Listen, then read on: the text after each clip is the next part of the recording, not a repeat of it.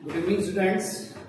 बेटा आज हम मानव में जनन का नेक्स्ट लेक्चर डिस्कस करेंगे और हमारा कौन सा चल रहा था, मादा जनन तंत्र। क्या चल रहा था? मादा जनन तंत्र। इससे पहले वाले लेक्चर में हमने L7 में किसके बारे में डिस्कस किया था? हमने अंडाशय के बारे में डिस्कस किया था और निषेचन नलिका के बारे में डिस्कस किया था। आज हम डिस्कस करेंगे गर्भाशय और सर्विक्स के बारे में। इसके बारे में गर्भाशय सर्विक्स के बारे में अपन आज डिस्कस करेंगे। बात क्लियर है? देखो गर्भाशय क्या होता है। जो मानव में गर्भाशय पाया जाता है वो कैसा होता है? सिंप्लेक्स प्रकार का गर्भाशय होता है। कैसा होता है बेटा? सिंप्लेक्स प्रकार का। ये क्या होता है? सबसे विकसित प्रकार का गर्भाशय होता है। क्या होता है बेटा? सबसे विकसित प्रकार का गर्भाशय होता है। ठीक है, तो मानव में कौन सा गर्भाशय पाया जाता है? सिंप्लेक्स प्रकार का गर्भाशय होता है और ये सबसे विकसित प्रकार का गर्भाशय होता है। ये क्या होता है? दो गर्भाशयों के संयुग्मन से बनता है। किससे बनता है? ये दो गर्भाशयों के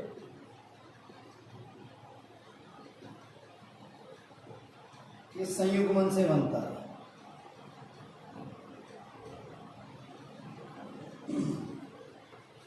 तो ये क्वेश्चन तो यहीं से बनता है कि मानव का गर्भाशय कैसा होता है। तो मानव का गर्भाशय कैसा होता है? सिंप्लेक्स प्रकार का गर्भाशय होता है।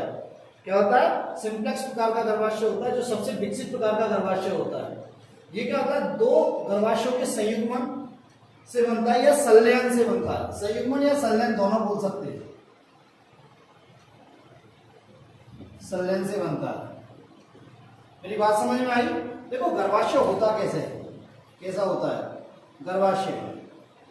एक तो होता है मासल या पेशीय खोखला। कैसा होता है? पेशीय खोखला। ठीक है, उल्टी रखी नाशपाती के समान होता है। नाशपाती होती है, उल्टी रखी नाशपाती के समान होता है आकार में। उल्टी रखी नाशपाती के समान कैसा होता है बेटा? उल्टी रखी नाशपाती के समान। लंबाई क्या होती है? लंबाई होती है 7.5 सेंटीमीटर। चौड़ाई क्या होती है? 5 सेंटीमीटर। और मोटाई क्या होती है बेटा इसकी? 2.5 सेंटीमीटर। मेरी बात क्लियर है? गर्भाशय कैसा होता है? पेशीय होता है या मांसल होता है। क्या होता है? पेशीय होता है या मांसल होता है, खोखला होता है। कैसा होता है बेटा? खोखला। और कैसा होता है? शेप में उल्टी रखी नाशपाती के समान होता है। उल्टी रखी नाशपाती के समान होता है। लंबाई क्या होती है? 7.5 सेंटीमीटर। चौड़ाई कितनी होती है? 5 सेंटीमीटर। मोटाई क्या होती है? 2 सेंटीमीटर। और कहाँ पाया जाता है? ये मलाशय और मूत्राशय के मध्य पाया जाता है। कहाँ पाया जाता है? मलाशय एवं मूत्राशय के मध्य उपस्थित होता है।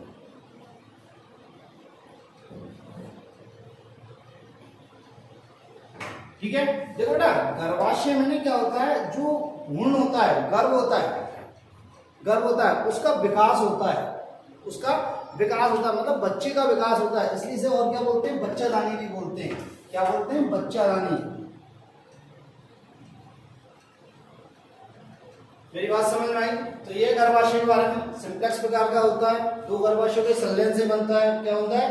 दो गर्भाशयों के संलयन से बनता है। पेशीय होता है या मांसल होता है। मांसल होता है, खोखला होता है, उल्टी रखी नाशपाती के समान होता है। कहाँ पाया जाता है? मलाशय और मूत्राशय के मध्य पाया जाता है। ठीक है, दूसरे गर्भवती महिलाओं में गर्भाशय का आकार बड़ा होता है। गर्भवती महिलाओं में क्या होता है? गर्भाशय का आकार क्या होता है बेटा? बड़ा होता है गर्भवती महिलाओं में। ठीक है, तो क्या होता है बेटा? क्या लिख सकते हैं? गर्भवती महिलाओं में गर्भाशय का आकार क्या होता है? बड़ा होता है।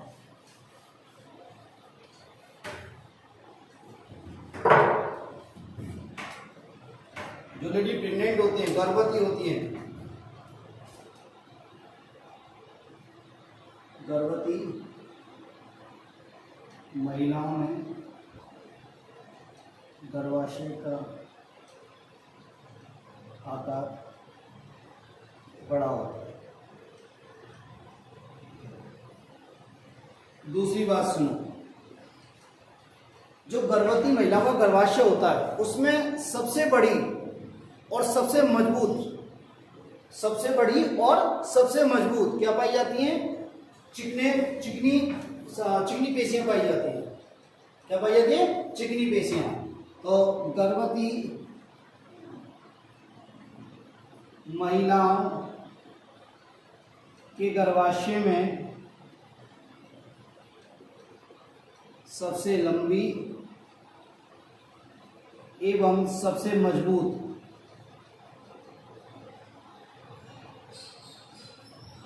चिकनी या स्मूथ मसल फाइबर्स पाए जाते हैं। स्मूथ मसल फाइबर्स या अरेखित पेशी तंतु पाए जाते हैं। ये इंपॉर्टेंट लाइन है बेटा, ठीक है। क्या होता है? गर्भवती महिलाओं के गर्भाशय में सबसे लंबे एवं सबसे मजबूत अरेखित पेशी तंतु पाए जाते हैं। देखो बेटा, वैसे होने को तो सबसे मजबूत जो पेशी तंतु होते हैं वो क्या होते हैं? जबड़े के होते हैं। किसके होते हैं? जबड़े के। पर प्रेग्नेंट लेडी में किसके होते हैं? यूट्रस के, गर्भाशय के होते हैं। किसके होते हैं? गर्भाशय के होते हैं। मेरी बात क्लियर? तो गर्भवती महिलाओं के गर्भाशय में सबसे लंबी एवं सबसे मजबूत क्या पाए जाते हैं? अरेखित पेशी तंतु पाए जाते हैं। क्या पाए जाते हैं बेटा? अरेखित पेशी तंतु। अब आते हैं गर्भाशय के भाग। देखो, गर्भाशय के 3 भाग होते हैं।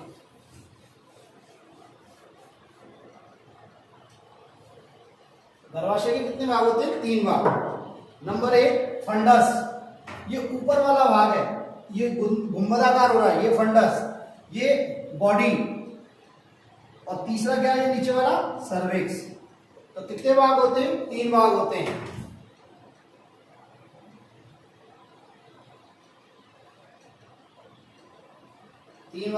Number 1 funds.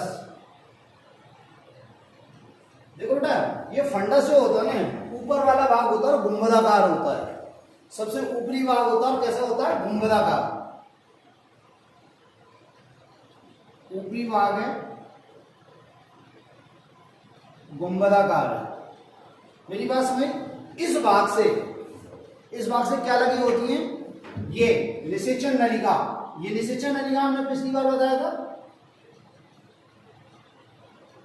इस भाग से क्या लगता है? निषेचन नलिका का कौन सा भाग लगा होता है? इस्थमस वाला भाग। क्या? इस्थमस वाला भाग। तो इससे निषेचन नलिका का इस्थमस वाला भाग जुड़ा रहता है।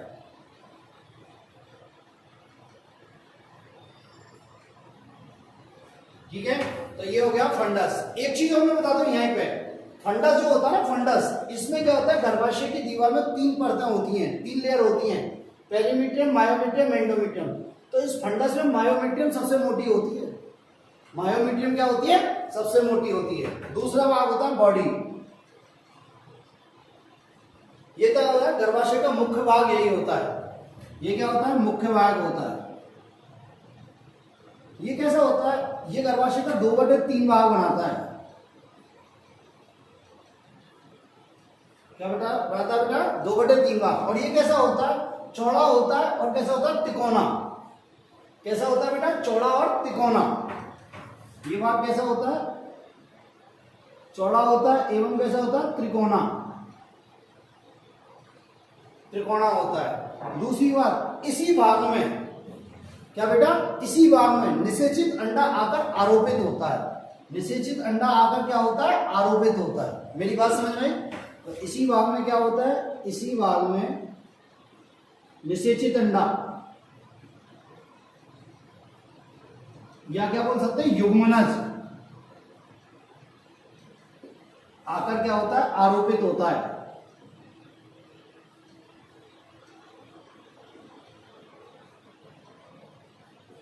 तो आरोपण को क्या बोलते हैं? इम्प्लांटेशन।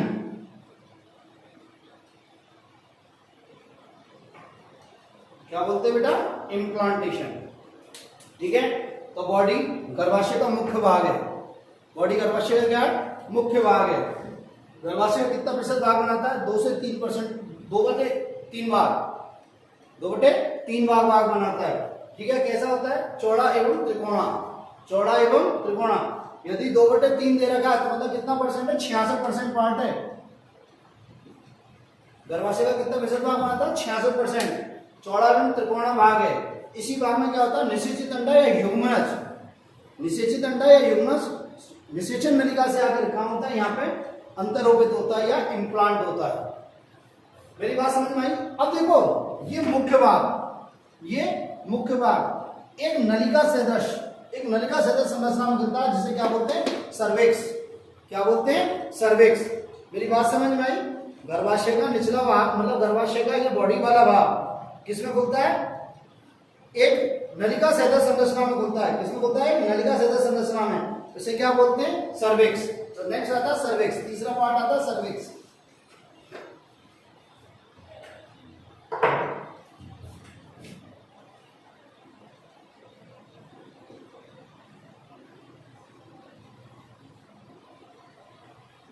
ये क्या होता है, निचला भाग होता है एवं सकरा निचला एवं सकरा नलिका के समान।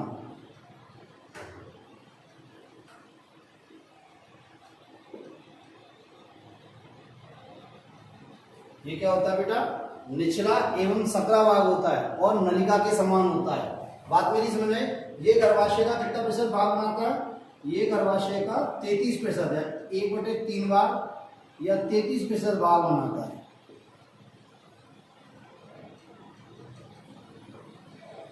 क्या बनाता है बेटा, ये 1/3%, 1/3 भाग या 33% भाग बनाता है। देखो इसमें ना सर्विक्स में 2 संकुचन होते हैं। सर्विक्स में क्या होते हैं, 2 संकुचन। इस प्रकार संकुचन होते हैं। इन संकुचनों को क्या बोलते हैं, आंतरिक संकुचन या आंतरिक ओएस। ठीक है, इसमें क्या होते हैं, 2 संकुचन होते हैं। ऊपर वाला जो बॉडी और सर्विक्स के बीच में है उसे बोलते हैं आंतरिक ओएस, आंतरिक ओएस या संकुचन। ऊपर वाला जो क्या है बॉडी और सर्विक्स के बीच में उसे क्या बोलते हैं, आंतरिक ओएस। ठीक है, और जो नीचे वाला है जो किसके बीच में, सर्विक्स और योनि के बीच में है, सर्विक्स और योनि के बीच में, उसे बोलते हैं बाह्य संकुचन, बाह्य संकुचन या ओएस। तो हम क्या कह सकते हैं, आंतरिक संकुचन से कौन कौन कनेक्टेड रहते हैं, गर्भाशय का बॉडी वाला भाग और सर्विक्स। ठीक है, और बाह्य संकुचन से कौन कनेक्टेड रहते हैं, गर्भाशय का सर्विक्स वाला भाग और योनि, और योनि। मेरी बात क्लियर है। ठीक है, दूसरी बात, इस सर्विक्स में जो होते हैं ना, ये म्यूकोसल फोल्ड होते हैं। क्या होते हैं, म्यूकोसल फोल्ड होते हैं, मतलब म्यूकस के बने हुए ऐसे दरार सलवटें होती हैं, उन्हें बोलते हैं म्यूकोसल फोल्ड। और इन म्यूकोसल फोल्डों को क्या बोलते हैं, ऑर्बर विटी यूट्राई। क्या बोलते हैं, ऑर्बर विटी यूट्राई। मेरी बात क्लियर है। ठीक है, अब ये बेजाइन, अब ये सर्विक्स, ये सर्विक्स किसने, मार्शल रेशेदार और ग्रंथि विहीन। किसमें, मार्शल रेशेदार और ग्रंथि विहीन नलिका सतह संरचना में खुलती है, इसे क्या बोलते हैं, बेजाइना। मेरी बात समझ में आई। तो ये सर्विक्स किसमें खुलती है, मार्शल रेशेदार एवं ग्रंथि विहीन नलिका सतह संरचना में खुलती है। और इस संरचना को क्या बोलते हैं, योनि। क्या बोलते हैं बेटा, योनि। मेरी बात समझ में आई। तो दोबारा सुन लो, गर्भाशय के 3 भाग होते हैं। ऊपर वाला भाग फंडस, ऊपर वाला भाग फंडस जो कैसा होता है, गुंबदाकार होता है। कैसा होता है बेटा, गुंबदाकार होता है। और यहाँ क्या बोलते हैं, निषेचन नलिका का कौन सा भाग जुड़ा होता है, इस्थमस भाग जुड़ा रहता है। ठीक है, यहाँ पर मायोमीट्रियम क्या होती है, सबसे मोटी होती है। ठीक है, फिर आता है मिडिल वाला भाग जिसे क्या बोलते हैं, बॉडी। ये गर्भाशय का मुख्य भाग है। ये गर्भाशय का क्या है, मुख्य भाग। और ये कितना प्रतिशत भाग बनाता है गर्भाशय का, 66% भाग या 2/3 भाग। मेरी बात सुनिए, ये कैसा होता है, चौड़ा होता है, तिकोना होता है। कैसा होता है, चौड़ा होता है, तिकोना होता है। और इसी भाग में क्या होता है, निषेचित अंडा या युग्मनज जाके क्या होता है, अंतरोपित होता है। मेरी बात समझ में आई। इसके बाद बॉडी किसमें खुलती है, एक मार्शल पतली नलिका सहित संरचना में खुलती है, जिसे क्या बोलते हैं, सर्विक्स। क्या बोलते हैं, सर्विक्स। ये सर्विक्स देखो यहाँ पे मार्शल संरचना और नलिका सहित संरचना है, इसे सर्विक्स कहते हैं। सर्विक्स क्या होता है, गर्भाशय का निचला भाग होता है। ये गर्भाशय का कितना भाग बनाता है, 33% भाग बनाता है। कितना होता है, 33% भाग। इसमें दो क्या होते हैं, संकुचन होते हैं। एक तो ऊपर संकुचन होता है, इसे आंतरिक संकुचन कहते हैं। एक नीचे होता है, इसे बाह्य संकुचन कहते हैं। आंतरिक संकुचन के द्वारा क्या होता है, सर्विक्स किससे जुड़ी होती है, गर्भाशय के बॉडी वाले भाग से, गर्भाशय के बॉडी वाले भाग से। और बाह्य संकुचन द्वारा सर्विक्स किससे जुड़ी रहती है, योनि से। किससे जुड़ती है, योनि से। दूसरी बात, इस सर्विक्स में क्या होते हैं, म्यूकोसल फोल्ड पाए जाते हैं। म्यूकस मेम्ब्रेन के बने हुए क्या पाए जाते हैं, सलवटें पाई जाती हैं, जिन्हें कहते हैं ऑर्बोपिटी यूट्राई। क्या, ऑर्बोपिटी यूट्राई। अब क्या होती है ये सर्विक्स, किसमें, मार्शल, कैसी बेटा, मार्शल रेशेदार ग्रंथि विहीन संरचना में, नलिका सहित संरचना में खुलती है, इसे क्या बोलते हैं, योनि। क्या बोलते हैं बेटा, योनि। मेरी बात समझ में आई, ठीक है। अब देखते हैं हम गर्भाशय की दीवारों के स्तर, देखते हैं गर्भाशय की दीवारों के स्तर।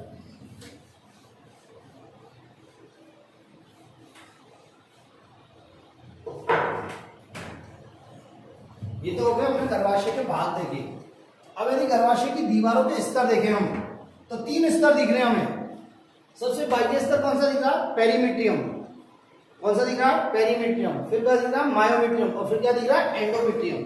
मेरी बात समझ में आई, तो देखते हैं गर्भाशय की भित्तियों के स्तर।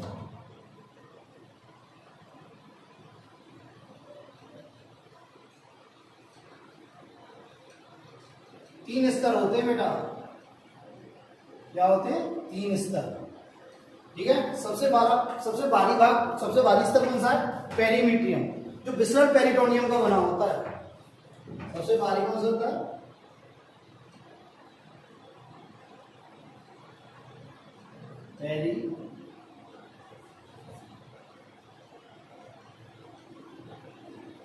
पेरीमीट्रियम, ठीक है। ये क्या होता है, सबसे भारी,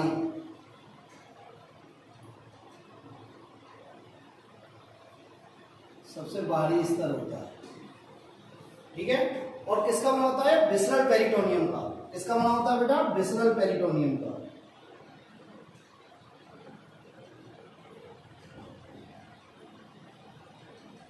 देखो इसका मुख्य कार्य क्या होता है, ये क्या करता है, इस गर्भाशय के आकार को और आकृति को बनाए रखता है। गर्भाशय के आकार एवं आकृति को बनाए रखता है, आकार एवं आकृति को बनाए रखता है। मेरी बात समझ में आई। दूसरा आता है मायोमेट्रियम।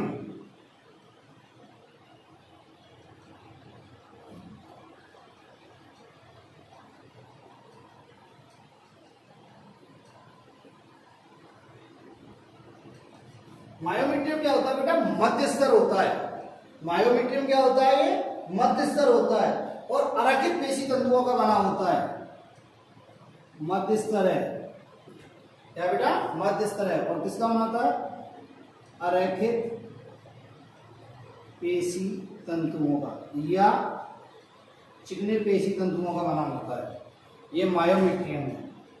किसका बना होता है, अरेखित पेशी तंतुओं का या चिकने पेशी तंतुओं का। और इसमें क्या होता है, रक्त वाहिनी और तंत्रिका क्या होती है, गुथी हुई रहती है। रक्त वाहिनी और तंत्रिका क्या होती है, गुथी हुई रहती है। इसमें रक्त वाहिनी एवं तंत्रिका गुथी रहती है, मतलब गुथी रहती है, मतलब जाल से दृष्ट होती है।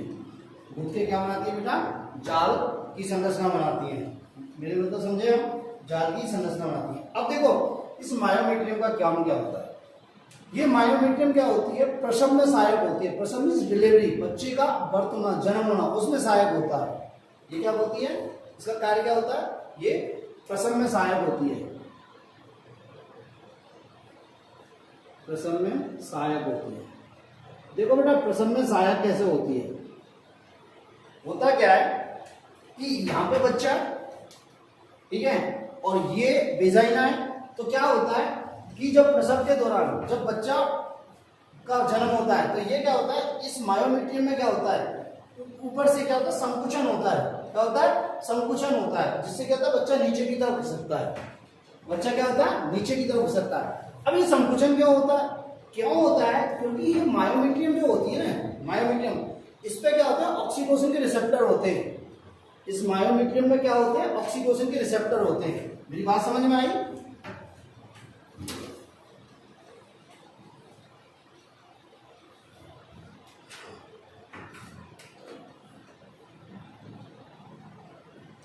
इस मायोमीट्रियम में क्या होते हैं, ऑक्सीटोसिन के रिसेप्टर्स होते हैं। रिसेप्टर मीन संवेदक, रिसेप्टर्स होते हैं। और इन रिसेप्टर्स पे क्या होता है, ऑक्सीटोसिन जुड़ जाता है। ऑक्सीटोसिन जुड़ जाता है, जिससे क्या होता है, रिसेप्टर ऑक्सीटोसिन कॉम्प्लेक्स बन गया, रिसेप्टर या संवेदक ऑक्सीटोसिन संमिश्र बन गया। अब ये ऑक्सीटोसिन का काम क्या होता है, संकुचन पैदा करना। तो जिससे क्या होता है, गर्भाशय की दीवारों में क्या होता है, संकुचन, जिससे क्या होता है, संकुचन। और इस संकुचन के कारण जो बच्चा होता है वो बाहर की तरफ धक्का लगता है, उसे क्या होता है, बाहर की तरफ धक्का लगता है। जब बाहर की तरफ धक्का लगता है तो उससे किसमें हेल्प मिलती है, प्रसव में, जिससे क्या होता है, प्रसव। क्या होता है बेटा, प्रसव, मतलब बच्चा बाहर की तरफ खिसकता है। मेरी बात समझी? ये संकुचन जब होते हैं ना बेटा, संकुचन होते तो दर्द होता है, बहुत तेज दर्द होता है, जिससे क्या बोलते हैं, लेबर पेन। क्या बोलते हैं बेटा, लेबर पेन। मतलब बच्चा जब जन्म लेता है पेन आता है, दर्द होता है, उसे बोलते हैं लेबर पेन। बात मेरी समझ में आई? नेक्स्ट आता है आपकी एंडोमेट्रियम। क्या बेटा, एंडोमेट्रियम।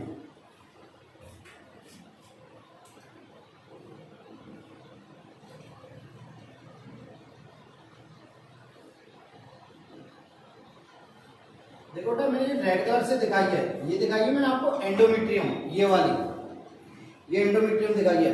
ये क्या होता है, सबसे आंतरिक स्तर होता है। ये क्या होता है बेटा, सबसे आंतरिक स्तर होता है और संवहनीय एवं ग्रंथिल होता है। सबसे आंतरिक स्तर कैसा होता है बेटा, सबसे आंतरिक स्तर कैसा होता है, संवहनीय एवं ग्रंथिल।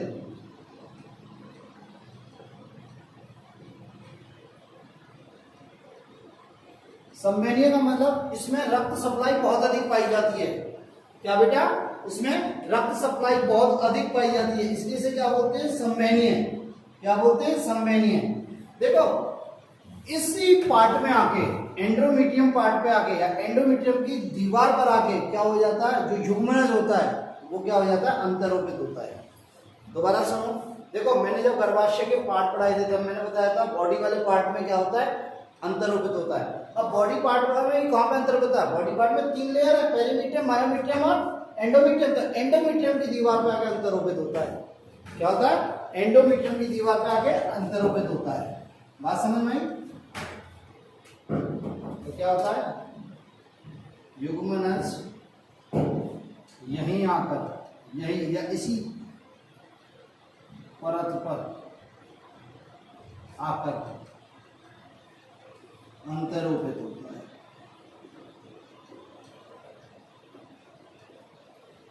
ठीक है, और बाद में ये एंडोमेट्रियम किसमें बदल जाती है, अपरा या प्लेसेंटा में। और बाद में एंडोमेट्रियम क्या बनाती है, अपरा बनाती है, अपरा, प्लेसेंटा, प्लेसेंटा बनाती है। मेरी बात समझिए? और प्लेसेंटा का काम क्या होता है, विकसित होते हुए भ्रूण को पोषण प्रदान करना, गैस प्रदान करना, ये इसका काम होता है। मेरी बात क्लियर है? अब देखो एक बात सुनो आप मेरी बात, ये मैंने एंडोमेट्रियम है ना, एंडोमेट्रियम, यदि प्रेगनेंसी होती है तो ये पूरी प्रेगनेंसी, यदि गर्भावस्था होती है तो पूरी गर्भावस्था मेंटेन रहती है, और यदि गर्भावस्था नहीं होती, मतलब प्रेगनेंसी नहीं लगती, तो क्या होती है, इसमें हर महीने चक्रीय परिवर्तन होता है। इसमें हर महीने क्या होता है, चक्रीय परिवर्तन होता है। और जब चक्रीय परिवर्तन होता है तो क्या होती है, एमसी आती है। मतलब हर महीने ये क्या होती है, टूटती है और बनती है, टूटती है और बनती है। मेरी बात समझ? इसका टूटना और बनना किस पे डिपेंड करता है, ईस्ट्रोजन और प्रोजेस्टेरोन पे, ईस्ट्रोजन और प्रोजेस्टेरोन पे। मेरी बात समझ में?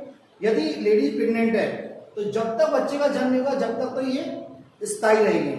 अब यदि लेडीज प्रेग्नेंट नहीं है तो ये एंडोमेट्रियम क्या होगी, इसमें क्या होता है, हर महीने चक्रीय परिवर्तन होते हैं। क्या होते हैं? चक्रीय परिवर्तन, हार्मोन के कारण, ईस्ट्रोजन और प्रोजेस्टेरोन के कारण। और ये हर महीने क्या होती है? टूटती रहती है, बनती रहती है, टूटती रहती है, बनती रहती है।